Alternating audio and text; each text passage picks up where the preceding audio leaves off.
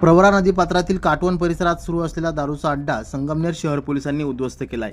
या कारवाईत तब्बल 90,000 रुपयांचा मुद्देमाल जप्त करण्यात आला असून संशयितांविरोधात संगमनेर शहर पोलीस ठाण्यात गुन्हा दाखल करण्यात आला आहे। प्रवरा नदीपात्रालगत म्हसोबा मंदिराच्या पाठीमागील काटवण परिसरात बेकायदेशीररित्या गावठी हातभट्टी दारू तयार केली जात होती।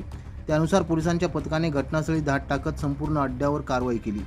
या कारवाईत 3 प्लास्टिक बॅरलमध्ये साठवलेले सुमारे 600 लिटर कच्चे रसायन, 2 प्लास्टिक ड्रममधील 100 लिटर गावठी हातभट्टी दारू तसेच 50 लिटर अंजन जळके रसायन असा एकूण 95,000चा मुद्देमाल हस्तगत करण्यात आला आहे। पंचनामा करून हा मुद्देमाल नष्ट करण्यात आला। या प्रकरणी प्रमोद बर्डे याच्या विरुद्ध महाराष्ट्र दारूबंदी कायद्यान्वये गुन्हा दाखल करण्यात आला आहे। संगमनेर उपविभागीय पोलीस अधिकारी डॉक्टर कुणाल सोनवणे यांच्या मार्गदर्शनाखाली पोलीस निरीक्षक समीर बारावकर, सहाय्यक पोलीस निरीक्षक रावसाहेब लोखंडे आणि संगमनेर शहर पोलिसांच्या पथकाने ही कारवाई केली। अवैध गावठी दारू व्यवसायावर यापुढेही कठोर कारवाई सुरूच राहणार असल्याचा इशारा देखील यावेळी पोलीस प्रशासनाकडून देण्यात आला आहे। एकूणच संगमनेर शहर पोलिसांच्या या धडक कारवाईमुळे शहरासह तालुक्यातील अवैध व्यावसायिकांचे धाबे दणाणले असल्याचे देखील चर्चा आता तालुकाभर सुरू आहे। नवतेज महाराष्ट्र ब्युरो, संगमनेर।